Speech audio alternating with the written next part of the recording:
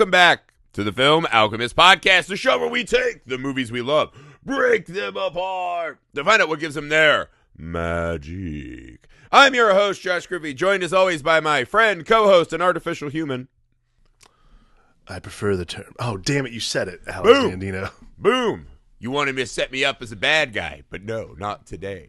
Not today. I'm the hero. I'm an artificial bad guy today. For today's exciting episode, a little business. It is official.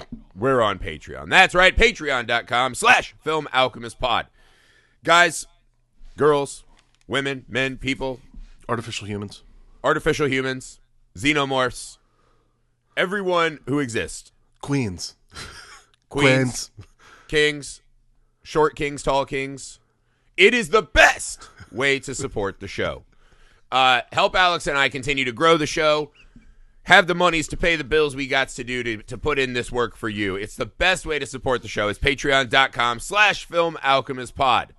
Not only are you supporting the show, which we really, really appreciate, you are also allowing yourself to have a voice and help dictate the kind of shows that we do for you, the audience.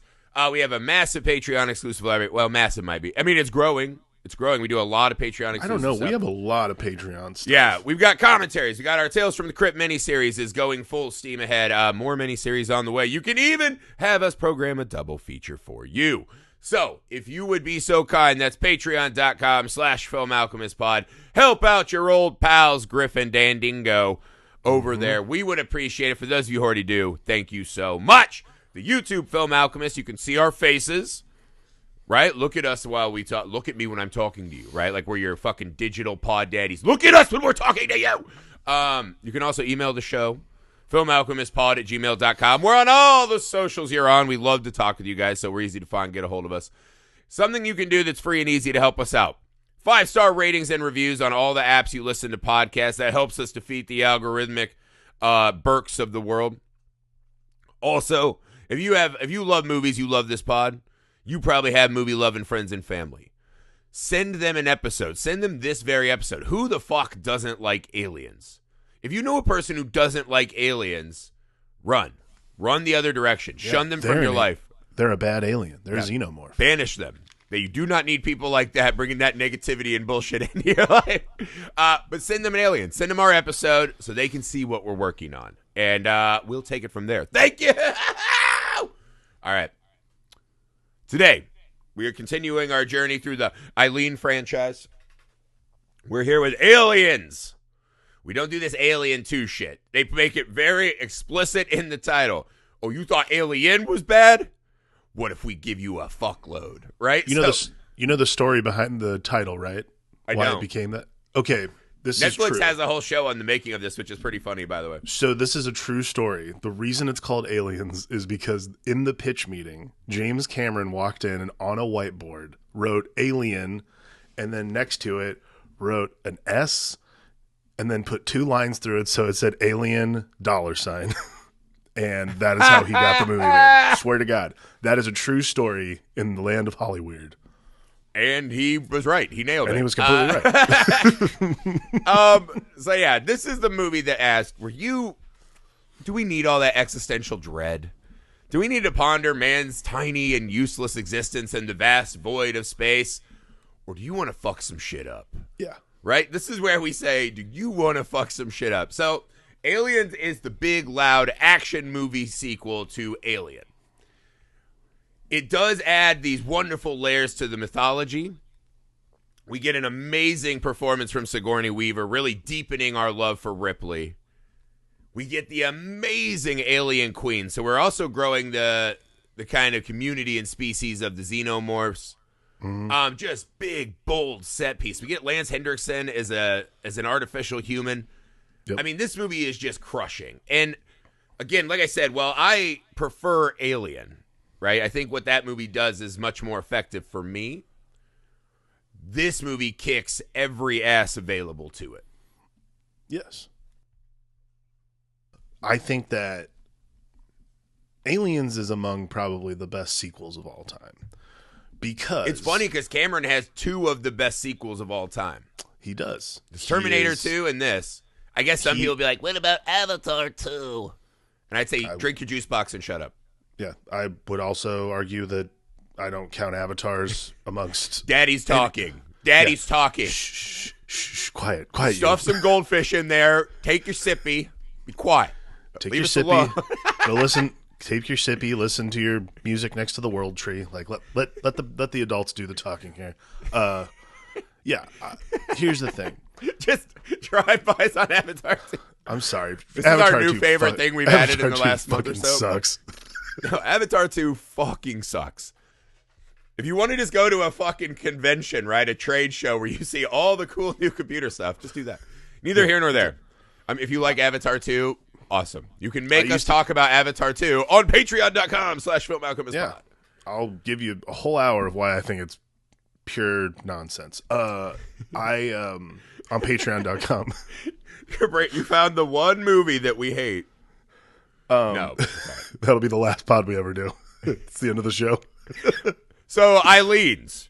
All of them. Eileen's. What is the most impressive is that, like all of the philosophy and sort of the general dread that lives within the first movie smartly is not repeated. It's still there because we all know what lurks beyond, because aliens are fucking scary regardless. What instead you do is make a big action movie that has that like haunted house dread to it, but has like finally you're able to like push back on that haunted house. Like it's like having the Ghostbusters show up, in the sequel. Yes, that's a good way to put it. But that's why it's good, because what it's not doing is repeating a performance. And this was something that actually is the reason the movie held in like sat in limbo for a very long time. Not this version of it, but they didn't want to do a sequel to Alien. This was like 9 years after, right? So Alien was 79 and this came out in 86.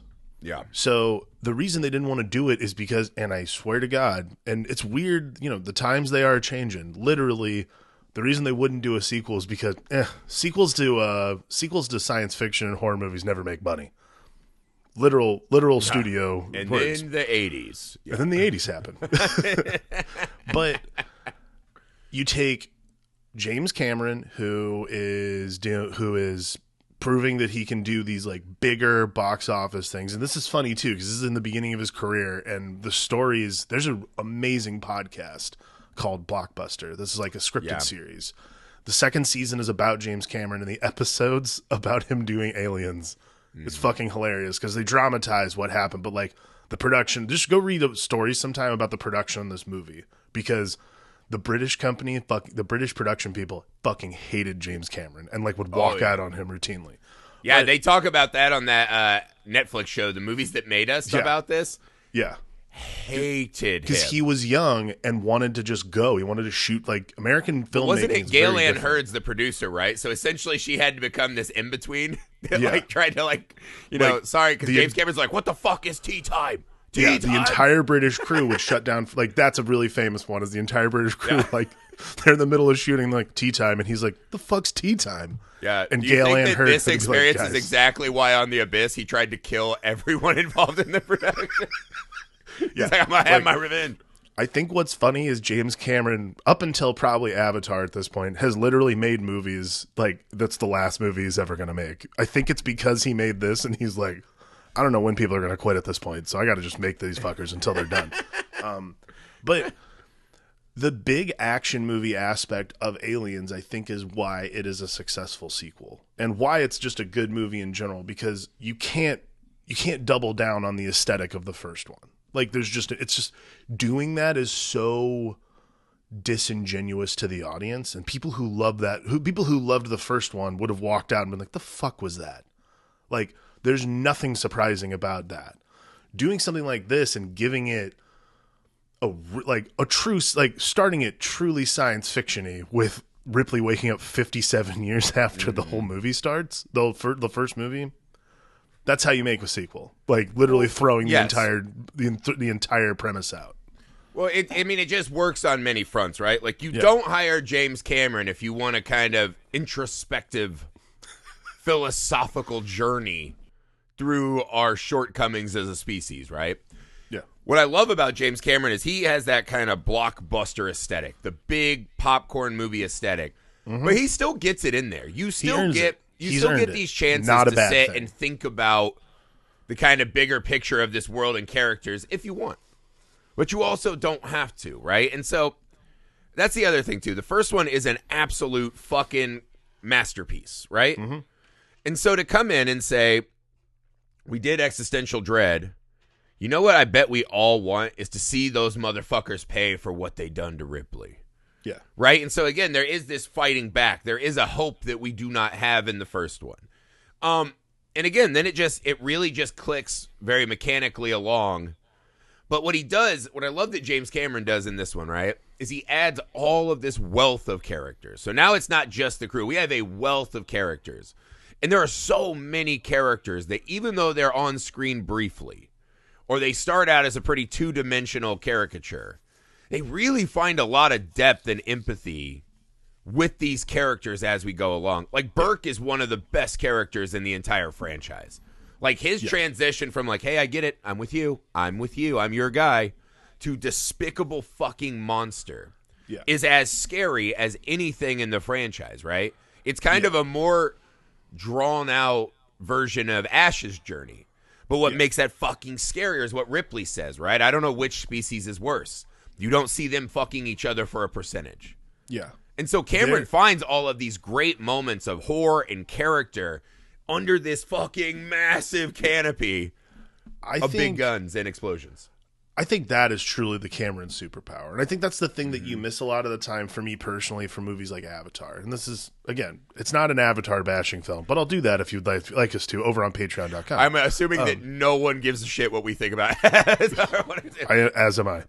But this is something that I think, like, this is what James Cameron does. This is why he is the only filmmaker to have three movies that are $2 billion at the box office, is because amidst all the innovation and the blowing up and all the cool shit that he can put on screen, there are these like really cool little beats that he throws in there to make you like give a shit about these characters. Like, I still think the beginning of this movie is absolutely fascinating. Like, it's for the same reason that I like the dinner scene in Jurassic Park. It's the same reason that I like these smaller moments, because he does give these characters time to, like, he gives these actors time to actually build these characters out. Yeah. When she's sitting there with the Weyland-Yutani people and literally she's like, did IQ's drop sharply levels gone? Are you listening to what I'm saying? Ripley's like full on, I'm going to fucking take charge of this shit in this When movie. she gets woken up and they're like, you wasted a lot of our money, and that was 57 years ago. By the way, it's bizarre. Because it's also 1986. They can't corroborate. They can't corroborate anything she's saying. Because Mother didn't really register. Well, the ship was blown up, right? There's no physical, tangible evidence of the xenomorph. In the pod where they found her, where we know that thing existed, they found no tangible evidence. Right. So immediately, you either are like, all right, well, they don't know, or a more conspiratorial mind is that Burke got in there and flushed all that out. Right. You know what's interesting about, like, the thing that, besides, like, generally, of course, like, always, like, screens and stuff like that are going to date a movie.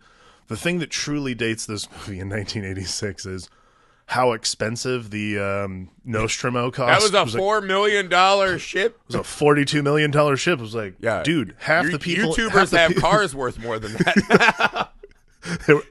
I can't imagine, like, in 1986, we're like, oh my God, $42 million. And that's how jaded we are. Is like, when I watched this last, I was like, Mr. Beast pulls that in a year, according to my children. I was like, I think there was a fucking YouTuber I worked with on a TV show that's literally the salary for the year. Like, it's fine. Like, dude, my kids told me I should love Mr. Beast because he makes $3 million a month. And I was like, how do you know these things? Yeah, why is that? Ugh, I almost attacked YouTube with a pitchfork. No, whatever. They love that guy.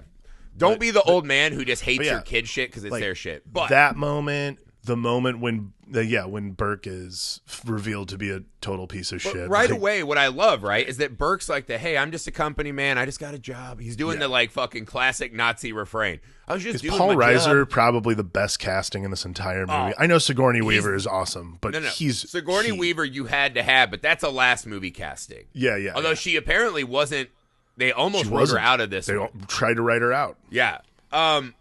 He is the best casting of this movie. Because he's just so because that's the thing. He's sleazy, but not. He doesn't have a spinefulness. No. So he's literally is slime rolling around. Just middle management. But him just being like, he's on her side. But we see the corporation not respecting Ripley after the journey we had in part 1. Right. You already are fucking furious, right? Like, you've already set the stage for what this company is. They start heading out, right? And again, Ripley's supposed to just be an advisor, but she keeps getting brought right into the middle. They literally land her in the fucking alien, like, nest, right? Yeah. But I think it's kind of fun because it sets Ripley up. She keeps waking up from these fucking horrifying nightmares of her chest being exploded, right? Which we see at the start of the movie. Yeah, yeah. I love the decision that Ripley's just like, I'm fucking going back. I will not wake up this way the rest of my life. I'm going to go back and I'm going to face this thing. And so it just fucking works, right? And then we meet this, like, mirth of Marines, right? That's not the right word. This myriad of Marines, right? That all just have these wonderful castings, right? Dearth is the word you were probably looking for. for. Yeah. That's what. Dearth. Edit. No, I'm just kidding. I won't edit it out. You guys can know how fucking dumb I am. Well, like Bill Paxton, right? Immediately, fuck yeah. Apone, hell yeah, right? Like, you know these guys, right? Like, Apone waking up, and while everyone's still got their eyes closed, he just grabs a cigar. Another beautiful day in the car. Another beautiful day in the car. Another day in the car, right? I love it. That actor awesome. Fucking my Gorman. favorite character. You know bitch-ass Gorman the moment you fucking see him, right? Like, they just have all of this wonderful... Vasquez just getting out and doing fucking pull-ups, dude. You know what I mean? Where Bill Paxton's being a punk, right? Has anyone ever mistaken you for a man? She's like, has anyone ever mistaken you for a man? And it's like, I love that. I love that Marine so much. Just bad as fuck. And it's just awesome. So it's just this scene where, again, we're kind of doing this, like, crew hanging out. And you learn so much of, like, the amount of empathy you get so fast. And again, this is kind of the thing with the Alien franchise. We're re-talking about it. Trying to take yourself back to, like, oh, I haven't seen this. I've probably seen Aliens 30 plus times. Yeah, same. Like, it is a movie I just turn on all the time when I'm inebriated. Mm-hmm. So I'm like, this is a happy place movie, right? I can just settle into this.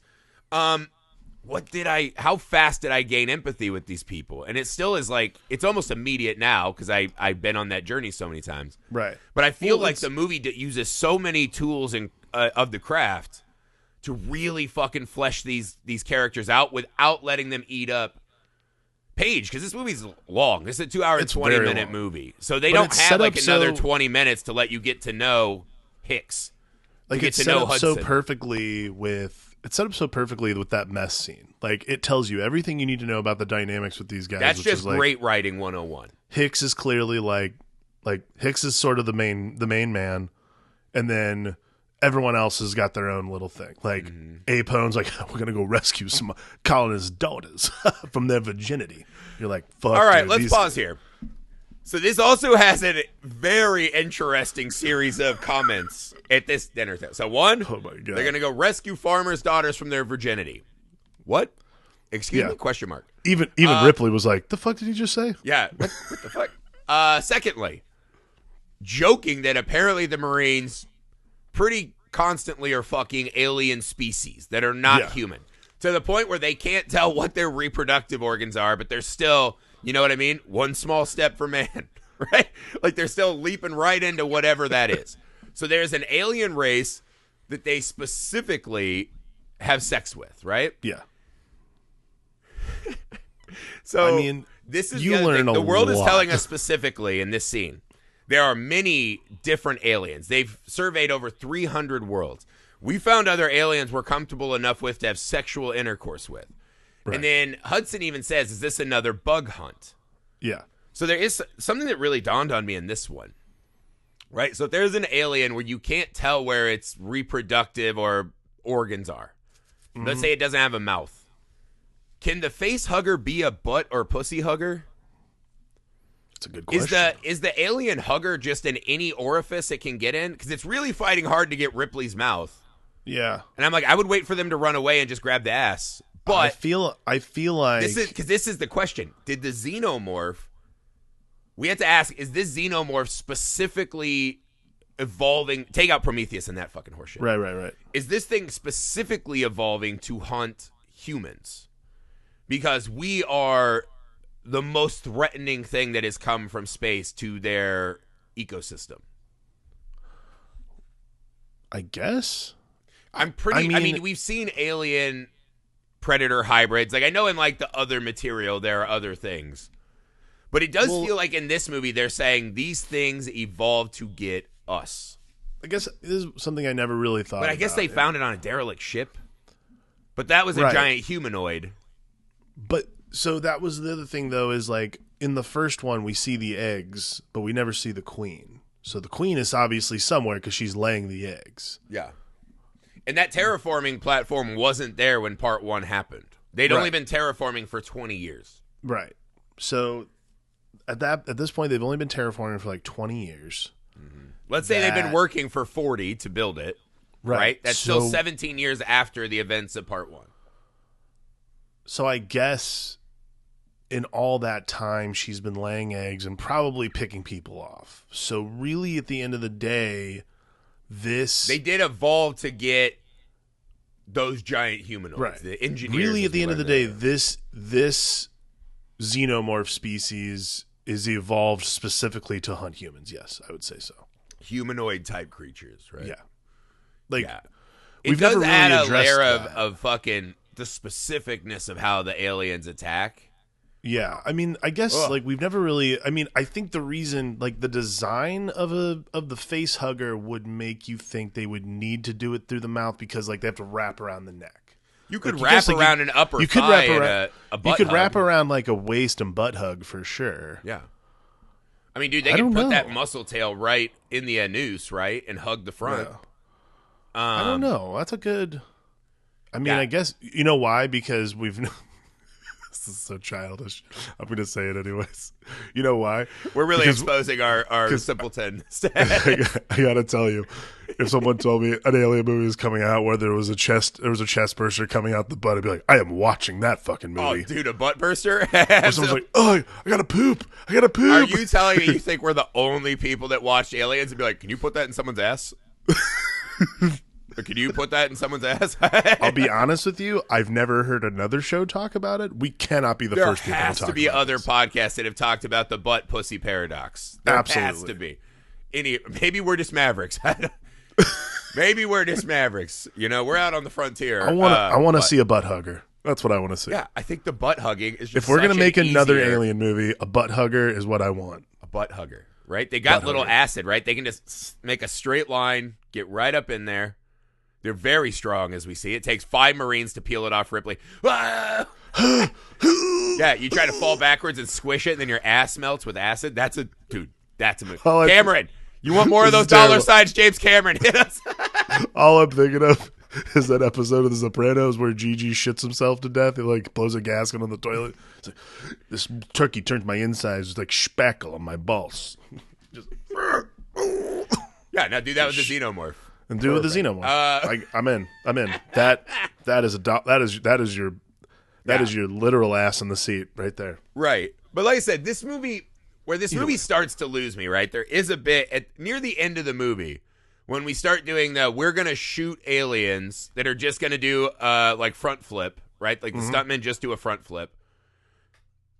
I do begin to check out at this point in my journey with aliens. I've seen it so many times.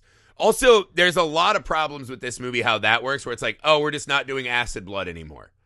Where it's like, when they are shooting those things in the air ducts, those air ducts begin to collapse and fall apart, right? Like, we're only doing acid blood when it is required when it's a to hand-to-hand splash. Like Vasquez, steps on it, it gets her leg, and then her and Gorman. Or when they're trying to bring people into the I guess the Elon Musk truck at the start, right?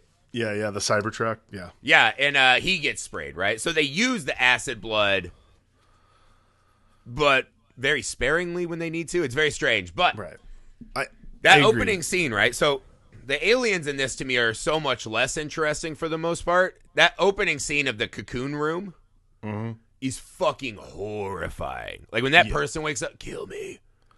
When they're like, when Hudson, he's like, I found all the colonists. and you realize it's just one giant fucking festering nest. Yeah. That scene is fucking amazing. Right. The cameras start going down. You see the xenomorph grab the flamethrower units. Well, it's the People same are thing still shooting their big guns in a fucking fusion reactor. I think what's cool is like, because this is the first time we've seen, like, we know what's going to happen.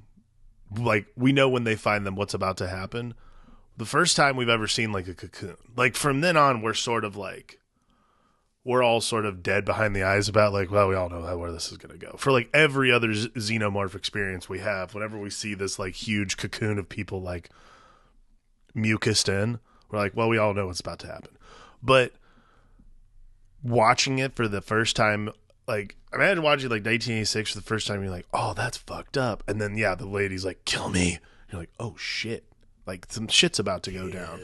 And then what I love, too, is like later in the movie when all of them have been basically 86'd and they start looking at the heart monitors and like, look, Apone and the other guy, they're still around. And like, dude, they're dead. Like, the only reason you can barely see them is because they're not remember the traumatic events of... The other thing, this movie has a real loose relationship with the ticking clocks it sets up. Ripley, you have 19 minutes to go all the way down, fuck with the alien, grab Newt, get back, jump on the ship. We have 4 hours till this thing explodes. All right. I gotta say, I've never seen 2 minutes before. Yeah. 2 minutes before a nuclear explosion was very long. Don't add hyper-specific ticking clocks that you have no intention to like use as part of the movie. Yes. Neither here nor there, right? It's just great. Like the alien assault, right? The battle truck, them fighting back. It's just great. Like it is very cathartic, right? It's very like even this though, right? Watching Gorman tactically fall back, spray some flame. That's right, spray some. Tactically fall back. Guys, do you hear me? Guys, is this thing working? Is this on? Yeah. And then Ripley just being like, you fucking bitch, and just grabbing the truck. And then he wakes up, because that's the other thing. Gorman loves that, Ripley, you're just a woman. Please calm down. Yeah. He loves doing that shit, right? And so he is not able to process the carnage in front of him until Ripley touches the steering wheel. Then he's like, you bitch! And so, again, it's just like these small choices that work insanely well. There's just, I mean, the movie really does live in, of like some of the performance stuff and the visuals is what, like, because I mean there are like 3 shots in this movie that almost eclipse the first one as being just like unbelievable choices. This like, one visually, as far as like poster moments, is far superior. The first one's just smaller, grungier. Yeah. The first one's like a debut album. It's this an one atmosphere. It's not as picturesque as this one. The first one is the EP. This one's like a studio debut because you've got a lot of like. This is the one where people are like, I liked it before. Yeah, I was like, oh man, I liked the first one better. Like it's really like before they became all polished. Before they learned how to play music. When they're like, there's that shot of them all like the xenomorphs just crawling up the rafters, like holy shit. Like, just that is the size of that. You're like, that's impossible. Like, that's like one of those things you're like, I would give up. I am not a colonial marine. I'd be like, I'm it. Yeah, eat me. Whatever you got to do. Do it. Well, also just watching the colonial marines get fucking tore up. Just destroyed. Yeah. These badass guys that we've met, right? Just getting fucking torn up. It takes me back to the scene when Ripley's like laying out what it is. And there's this great moment where Vasquez is like, just tell me where they are. Like she's going to shoot him. Ripley steps right in her face. She's like, I hope you're right. Like Ripley's immediately like, I'm not this extra fucking person on the ship. Like, I'm a bad motherfucker too. Besides when she threatens Burke like a lot. That's probably my favorite moment is when she starts explaining to everybody what's going on and they're like, oh my God, like I haven't fucked an alien before. Jeez. And then immediately she's like, I got a loader, right? Yeah. I'm going to drive the fucking truck. Like immediately slips into that fucking leadership vacuum, right? From all these fucking fools. Just steps right in and takes fucking charge. Just all those. Like at the end, right? When like they're learning how to use the rifle. And it's like, you started to show me all of it. Yeah. And she's like, I can handle myself. So what Ripley says. And fucking Hicks is like, yeah, I can tell. Like I've seen. It's just this awesome reinforcing of how fucking great Ripley is. Let me ask you a question. Yeah. Why is Newt? Oh man, what a great question. it feels so odd. Like, I don't understand the, like, we want to add Newt. Unless you're, like, franchise.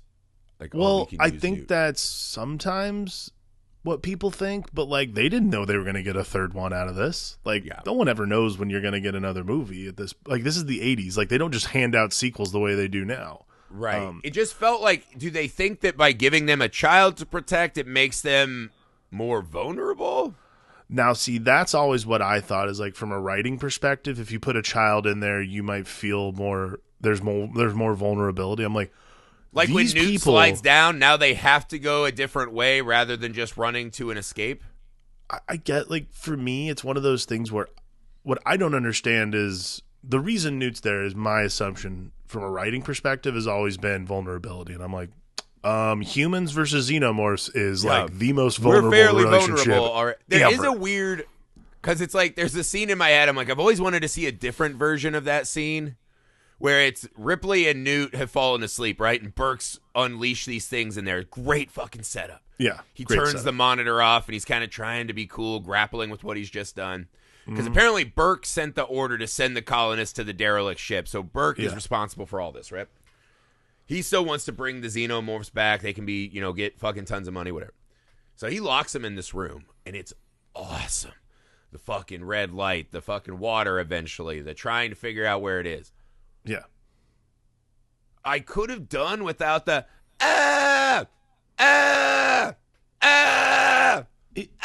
this like fucking Dollar General alarm clock of her constant scream. It's a weird thing. Like, I guess because and it's not Newt's fault. You're in a cast of amazing fucking actors. Sure. No, and she's fine as a little kid passable. Actor. She's fine, whatever. Yeah, passable for a kid actor. I think it's one of those double downs of, like, vulnerability. Like, to me, there's nothing. It was like about... Jonesy wasn't even vulnerable. I was like, do they just want another Jonesy? Nope. This is a human. Because they don't really utilize the fact that she's been living in this poop and pee room. Yeah. Right? Like this little poop and pee cube. And also I'm like, so xenomorphs can't smell. Otherwise, Newt would have been eaten immediately. They have no sense of smell. She barely talks. Yeah. She barely talks. Like, it's not like she's going to explain to everyone how to get around the complex because she can't. She hides in her poop and pee cube. She hides in her poop and pee place. So it's, I don't know. It's very strange to me. It adds I guess it gives Ripley this level of, because she looks at Newt. There are a couple scenes where she looks at Newt as like, I also survived this thing. Yeah. I mean, I guess people you could didn't think I'd be the one. So she has these kind of warm, tender moments with Newt. Sure. I mean, so she's not just a cartoonish, like, I'm taking charge. Yeah. There's this, like, there's this undercurrent of, like, oh, like, it gives her this, like, something to fight for. Yeah. Yeah. Like, Ripley has a reason to not. This is what I'd say.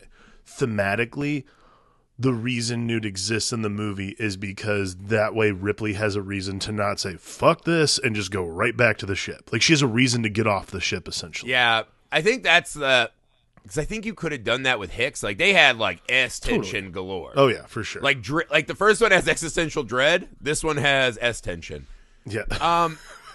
But, yeah, I'm pretty, like, if I had complaints with this movie, which, again, this is one of my favorite movies, the not following the kind of, like, shooting aliens is bad because of acid blood. Also, the fact xenomorphs can just kind of get dropped by a couple bullets seems weird, weak, piddly. I mean, but it's like that, and like there is a little too much Newt at times. It works really well at the end, right? When it's like, leave her alone, you bitch. Yeah, and Newt's like that works out great. Yeah. So I mean, there are moments that it's used to great effect. It's like, maybe can we scale it back a hair? I guess if you're gonna the xenomorph rising behind Newt in the water, like my favorite moment in the movie. That's probably my first like holy shit, what a moment. The Queen is the best, but that shot slowly rising up, and oh my god, it's beautiful. Tell me that's not like one of the great like one. She's just holding moments. Her doll, like terrified. Like, come on, love it. I would bathe in that. I would fucking freebase that shot. I love it. But yeah, I mean, I guess it gives Ripley another reason to get off the ship and say, I guess I can't just say fuck it. The corporation and Ash and Mother destroyed her. She woke up in the future where it's happening again. She has very little compassion for any human in existence. Yeah. Until Newt. There you go. I mean, yeah. I guess maybe there it is. You're giving. I mean, this is what we're doing. We're talking about a goddamn bona fide masterpiece. We're just pulling on threads. We're just pulling on threads.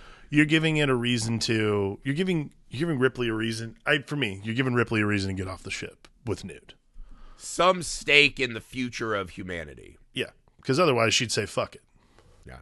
I mean, what she should do is fly up and nuke all these motherfuckers from space. Yeah, absolutely. I guess not. The Marines are cool. Well, regardless, like, she should say, Marines, get back in. We're going to fucking nuke this place. It's over. Yeah. I love that scene when fucking Burke's like, I don't think you have the authority to make dollars and cents. And then Hicks, he's like, Corporal Hicks? Like, I don't think a grunt should be making billion-dollar decisions. Hicks like, yeah, I think we should do exactly what Ripley, like, repeats Ripley's line. And I was like, fuck yeah, dude. We still get, this is the part where we get to, like, the gags, right? Because, like, they find Burke. You're fucking dead, man. I want to grease this guy. Yeah. And he, like, locks them in. The scene where they're in the red room, right? They cut the power. What do you mean they cut the power? And they're, like, in the ceiling. Awesome moment. Awesome. Like, top 5 moment in the movie to me. Then we get the stupid stuntman doing front flips. All right. But Burke locks them in. Great. Yeah.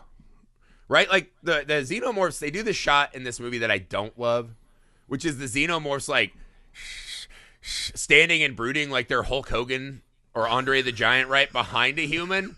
Like when that pilot's like, hey, where's my co-pilot? And she turns around and the xenomorph's like, and I'm like, why is it dramatically drooling? Like, fucking eat that motherfucker. There's some... There are some things they do with the aliens in this movie that I'm like, it's not this, like, perfect Predator anymore. Well, yeah, like... It's got some goth kid vibes. Yeah, we're now past perfect Predator, and we're like perfect Predator, but also teenager. Yeah, like the first one when fuck you, Mom. What is it? Dallas gets close to it. He goes, ah! It jumps out and gets him. Right? It's not sitting there like this is literally like how The Rock and Stone Cold used to look at each other. Yeah, they just pump their tits up and stare at each other. These are now like xenomorph teenage. Like, fuck you, Mom. I'm gonna run out and do whatever I want. Fuck you, Mom. You sent me to my room, Burke. And they're dead. Yeah, the xenomorphs look fucking amazing. Like that, you see the production value in every frame of this movie. The big ass increase from the budget of the last one. Mm-hmm. The first one has great production value. Not said, but this is kind of the phase where I'm like, I don't give a shit. Like, it's nice when Vasquez and Gorman like bite it together. There's like a great solid moment. 20 Hudson getting minutes. pulled down is awesome. Yeah, there's a solid 20 minutes of this movie where you can kind of check out. Basically, until from they the get moment to... they see those things in the ceiling, until the moment Ripley fucking is face to face with the Queen. Yeah, like you're kind of like, I got it. Yeah. I mean, that's the thing. It didn't feel that way early on. I was thrilled, but now I've seen this movie 30 times. Yeah. You're like, there's nothing here for me. Yeah. Like, there's nothing here for me anymore. There's just a gap of action. That is like that's the first time I think you sort of see a movie like slow to a pace and you're like, oh, we're just getting to the next set piece. Okay, cool. Like, yeah, I mean, the only thing my mind begins to wonder at like a, biological level. Mm-hmm. It's like, oh, so the fucking killing machine of the first one, now they're Legion. Yeah. Right? So you are scared in the way you're scared of zombies, but it's different. It's no longer, it doesn't feel like this perfect killing machine anymore. Like nature answered the call and from the dark came this monster. Now it does kind of just feel like there's a bunch of bugs. Yeah. Like the xenomorphs, while cooler in some respects, they are lessened for me in this one. Until the Queen. You see that fucking Queen. When you see that fucking killer Queen, creature design, man. Well, they used to, what was it? When they started doing it, they were doing it with trash bags. They called it the trash bag Queen. It's got all these fucking articulations. It weighs a fucking ton. Yeah. Massive. You see that Queen, you see that little, that like slurpy like butt thing that's dropping out the eggs. Yeah, you're watching the butt chug. Massive fucking egg sack, and then just this, when the alien Queen like unfurls. Yeah. Oh my God. Holy fuck. I mean, talk about like a made me love movies moment.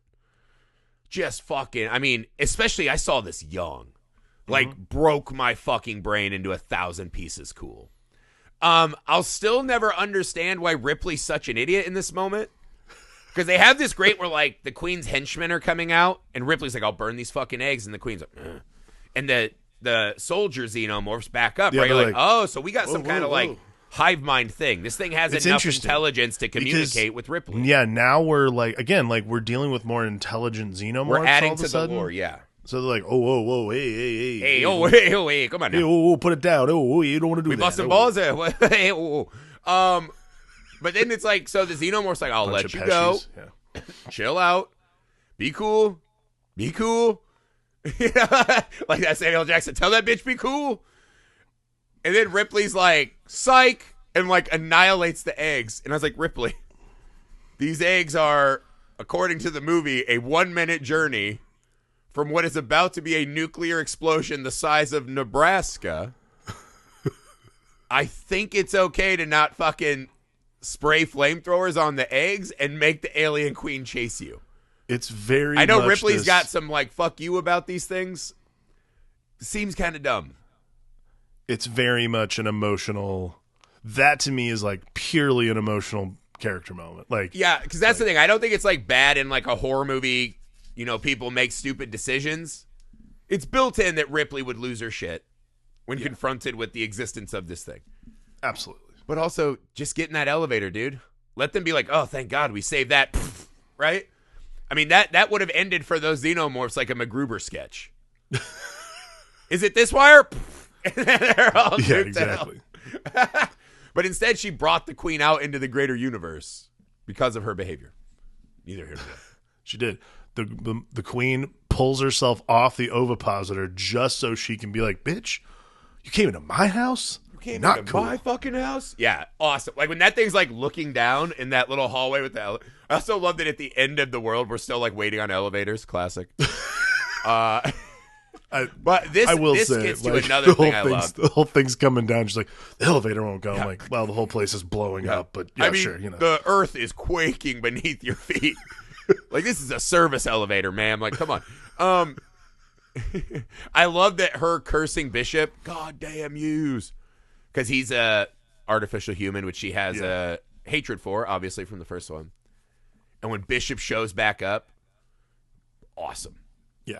They run out, this awesome shot of this massive nuclear explosion. And she gets there, and she's like, you did good, Bishop. Or no, you did okay. She still can't, like, be gushy. She's still got to be badass Ripley. And he just goes, I did? Like he's Batfleck seeing Superman return. Really like, I did? I was reading last night. I was reading last night about Lance Hendrickson's, like, how he did it, and he was like, I treated it like it was a little kid. Yeah, like he was a little bit, like he was like a 6-year-old. Yeah, android. I'm like, that's a really good way to do it. Bishop fucking rules in this movie. I still get it. I have to like not watch when he climbs through the tube because I'm extremely claustrophobic. Mm-hmm. But just like Hudson, like, I'm scared, man. There's things out there, and he's like, I'll do it. Just a great character. The knife scene is a classic. But he just he is because they set him up to be the new Ash, right? Where he's like, these things are magnificent. Yeah. Burke said to save a species. But you see this, and again, artificial person. You see this ability because now they mention in the mess that they kind of added the Asimov's 3 laws of robotics. Yeah. But watching him have some agency and personhood to just be good. Mm-hmm. I thought it was a really nice, especially in a sequel, man. Give us like a new look on something. I liked that it was. I thought that moment was wonderfully important. Yeah, I mean, I think the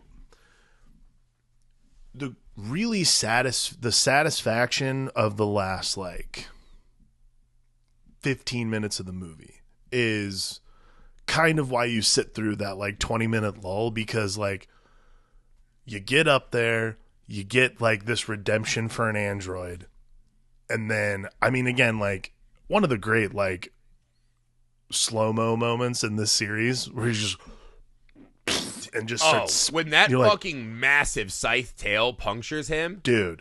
It's brutal. Because, again, I'm trying to think back to the first time. That had to be a shocking moment for audiences. Absolutely. Because you're sitting there like, oh, this movie's wrapped, dude. I've been here for 2 hours. This is over. Right. Nope. Gutted. The artificial person we just came to love. Well, I think not like only gutted, but degraded, ripped in fucking half. Yeah, ripped in half. I think the other part of it too was The last time we saw someone spitting like that milk solution, it was Ash going nuts. You're like, oh my God, get the fuck out of here. And then you see the scythe pull through and you're like, fucking awesome shot of the Queen coming down. yeah. Ripley runs. Dude, that shot when they open the door, leave her alone, you bitch. And Ripley's in the loader. I have little minis of Ripley in the loader facing down with the alien queen, because to me, that's one of those like primal moments where it's like, why do movies matter so much to you? That moment right Ripley fighting the alien queen. That does it end on one of the dumbest movie things ever, that you can just open the door to space and not get your fucking arm ripped off? Yes. Yeah. Apparently you are gives a stronger fuck? than the vacuum of space. But Yeah. Do I give a fuck? Am I Neil fucking deGrasse Tyson? I'm no Neil deGrasse Tyson. I don't give a fuck about space science. I want to see badass shit. I want to see Ripley fighting the alien queen, ripping her tail off, picking her up and giving her a fucking suplex city down into the bottom of that pit. I don't give a fuck about space science. Yeah. Right? Is it objectively dumb? Yes. Absolutely. But it's a lady and a robot fighting a giant alien. Right. That trumps everything. That's more awesome and badass. And from this movie on, James Cameron knew he could make objectively dumb things in movies work. And we'd all watch them. Here we go. Starting with Avatar 2. Avatar, he forgot the Which important fucking rule, sucked. which is cool aliens. Cool aliens fighting cool humans. Not right? giant blue cats that... Hey, you know those guys that wear those gas station sunglasses that want to tell you a lot about their high school days? Do you want to hang out with the whole crew of them? And then we'll turn one of them blue. No, I don't. I fucking just dodge that in life. I dodge that in cinema. But it has Sigourney, so I'll stomach it. Neither here nor there. This fight with the alien queen is a primal, fucking love movies more than I probably should moment in my life. I mean, the fucking raddest. Andrea called one of our friends last night. She they were catching up while I was watching the movie, and I made her stop talking so I could watch that movie. I was like, Andrea was like, what? Silence. I was like, Andrea, he also uses silence very well in this, right? That scene where it's just kind of like the sounds of the machine and the queen, right? When they first enter the cocoon room and you just kind of hear nothingness, but just this and beep, beep. Again, we have the beep, which is a great metronome for tear. You pause that amazing James Horner. It was James Horner's score, right? These amazing moments of score to just get these quiet punctuations. Beep, beep. Or like that, whatever that fucking loader makes. Just awesome fucking moments. Yeah. Awesome. And they fuck up the alien queen and send that bitch to space. All in the face of logic. Yeah, Ripley climbing up and slamming the fucking button closed. And then they're just like, I think we can sleep. Awesome. It is poetic ending. It's a poetic ending. It ends well, and it ends. And also, this is all we had ever gotten.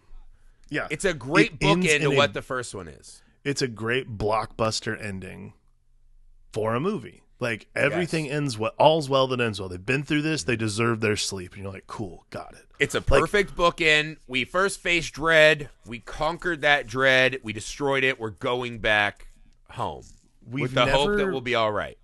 Right. And like we don't do that anymore. Like because we set up sequels before there's sequels. But right, because now everything has to be a cinematic universe. How kind of like interesting would it have been? Like I guess we just don't do it anymore. But it would be interesting to start seeing movies again where like, oh, it's one movie and then they're like, oh, they greenlit the sequel. Like, well, I didn't think we'd get a sequel. Like, I guess we'll just have to figure it out. Like, or like, there's just one more thing I want to say instead of 5. We're just so conditioned to know that there's like, oh, well, I have a whole like 5 series arc for this. Right. And you're like, oh, I get it, but like, I can't imagine. Right, well, it's like in 1986, in your opinion, you walk out of that theater, it's like Dr. Sleep, right? Like a sequel we didn't know we needed, but really adds a lot to the mythology of the first and becomes a unique movie with its own bookending quality to the first. Yeah, that's a good one. We don't, and even Eileen, as you'll see as we do Eileen 3, they can't fucking stay away. But it never, ever, ever comes as close to this first 2 again. Yeah. Agreed. These 2 rise so far above from the rest. And I like Resurrection. I like Alien 3. I don't mind Alien versus Predator. Other than that, I got some issues we can talk about someday if we want. But yeah, I enjoy the rides of these. So it's finding that, but there is something nice about just stopping and just looking at these two, because James Cameron made a movie that is tonally on the opposite end of the spectrum. Complete shift. Big, silly, popcorn action movie versus the existential dread horror film, right? Right. But it still is absolutely the same in spirit, in soul, and in being the baddest ass movie it can possibly be. So it is. Agreed. It is essentially a perfect sequel. You add on, you make it its own unique journey, and it has this perfect slotting right in with the first one as if it were one continual tale. You cannot make movies much better than Aliens, my friends. Agreed. I have a question for you. Yep. One thing before we go. Mm-hmm. So, yes, I would have sex with the aliens. Would this movie be as good had the person who originally was cast as Hicks been Hicks for this? Not Michael Biehn? Michael Biehn was brought in after filming had started because the original actor had to bail, most likely because of a drug possession charge, apparently, which was I remember this story. James Remar. Would it have been the same vibe? I personally do not think so. James Remar has a very different vibe. I think there's a chance the world would have ended if James Remar and Lance Henriksen get to be in the same movie. There's a chance they were anyways. Like, those two guys in the same movie might cause a paradox. It would be like a Tron Legacy thing where they'd finally reunite. Michael Biehn has this like kind of quiet, soft-spoken badassness. Yeah. Where he can let Ripley breathe and be our leading hero. Mm-hmm. Like, he's not taking away from her. Like, he doesn't have to get his badassness at her expense. He just is inherently badass. Agreed. Yeah. I do think that Hicks, he's kind of an afterthought of the film, if we're being honest, right? Like, yeah, even of the Marines, important. he's not even like my fourth or fifth favorite of the Marines. Right. Agreed. I think Remar could have done it, but you'll never hear me say I need less Michael Biehn in my life. Same. You'll never hear me say that. He's really good. What a flick, man. What a great fucking time. movie, dude. Wonderful. So you guys, thank you for spending time with us. That's all. As you know, we will be back with Alien 3 next week. We going to jail. We done fucked up and we're going to jail. Space jail. Fincher. Love that movie. It's David Fincher. It has probably the most questionable decision in the history of the franchise. A lot to discuss. We get to see some cool new Xenomorph action. I think it's a movie that is much maligned. And again, because it literally followed on the heels of two nearly perfect films. It's and a tough act really to follow. Good cast. Great fucking cast. Great idea. Yeah. We'll talk about it. So that's next week. Join us over on patreon.com/FilmAlchemistPod for Snowpiercer this week. We'll be out before Alien 3. So lots of good stuff over there, guys. It means the world to us that you support the show and help us grow the show at patreon.com/FilmAlchemistPod. The YouTube is Film Alchemist. The email filmalchemistpod@gmail.com. We're on all the socials. Reach out. Let us know what's up. We love to hear from you. For the Film Alchemist, I'm Josh Griffey. I'm Alex Dandino. Bye! Avatar 2 fucking sucks. Fucking sucks the balls.